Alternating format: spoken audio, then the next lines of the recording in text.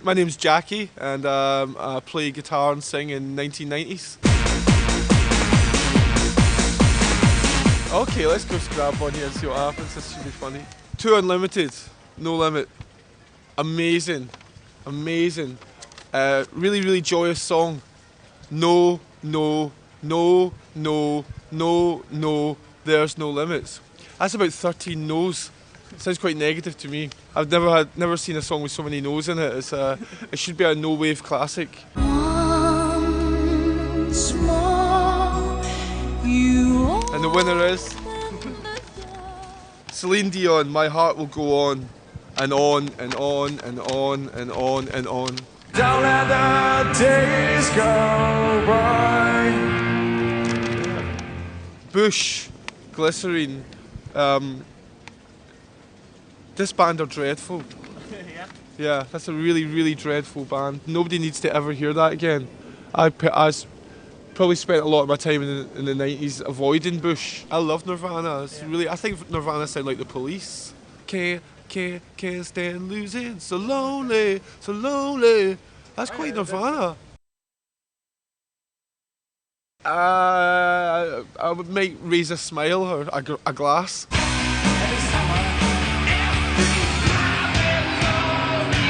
Pixies, Veloria. Pixies are remembered as I think maybe as a 90s band, a band from the 1990s, but I don't like any Pixies record from the 1990s. I really like Come On Pilgrim and Suffer Rosa, and those records I was crazy about. I remember buying Suffer Rosa on the day it came out. Like, we'd heard tracks on the radio and we were just like, I've got to get this record. Previous to Pixies bands you would get was like Husker Du, which was like great tunes, but every song identical in production. It was always just chords, chords, chords, chords really fast.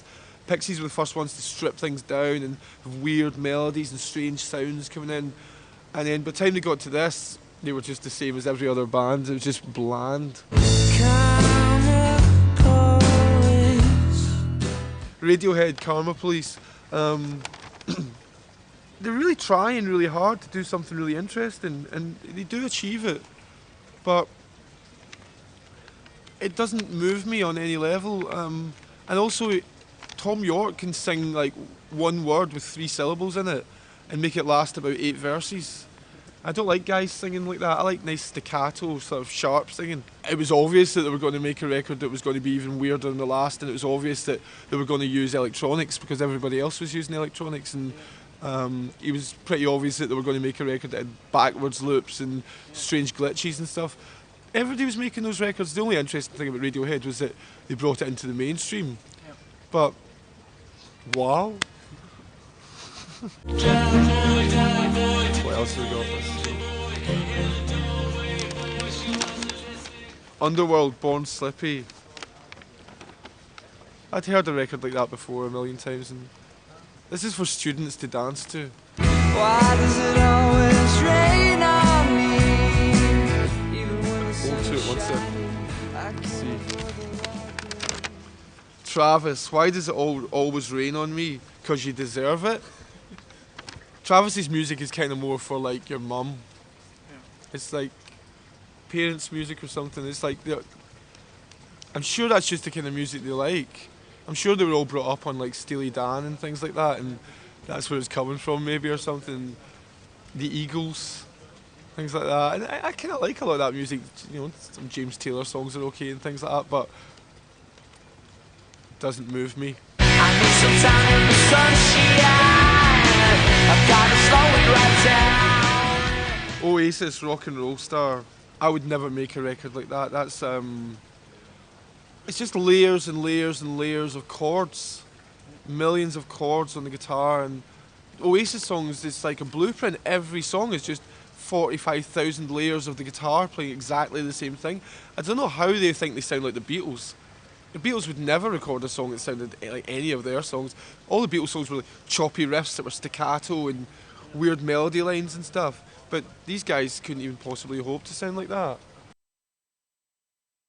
He thinks he's like Ray Davis or something like that. There's nothing worse than some guy sitting about constantly like surveying culture and trying to like hold a mirror up to it and tell you what's going on. And what the hell does he know? Really, I like Girls and Boys. When that came out, I thought, whoa, what a song. the song itself is vacuous and doesn't mean anything.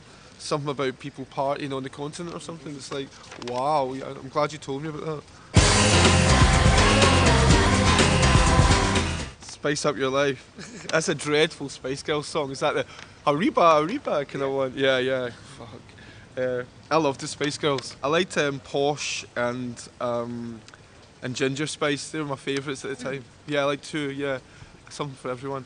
And but both those people have turned into some of the most dreadful people that ever walked the earth. But I'm not going to be revisionist about it and say, yeah, I always hated the Spice Girls. I loved them. It's as much part of Britpop as anything else. It's like they were just Blur, except other people were writing the songs for them. Jamie, what's the second Spice Girls song called? Is it Two Become One, or is that the slow one? Say You'll Be There. That's by far the best. Thank you. That was by far the best. Yeah, it's really. That's a great song and a great video. I loved that. Yeah, that was like better than Oasis. Atari Teenage Riot. A little bit like being stuck in an elevator with a circus. I remember Paul, who drums in Franz Ferdinand. He went to see them one night, and he came back, and I was like, "What was it like?" And he was pissing himself. And he says, "Yeah, the singer was on." The singer started talking. He was saying, he was talking about Kraftwerk, and he's going, Kraftwerk. Everybody likes Kraftwerk. They have a song called Radioactivity. That's not cool. That's cooler than you. Chemical Brothers, Block Rotten Beats.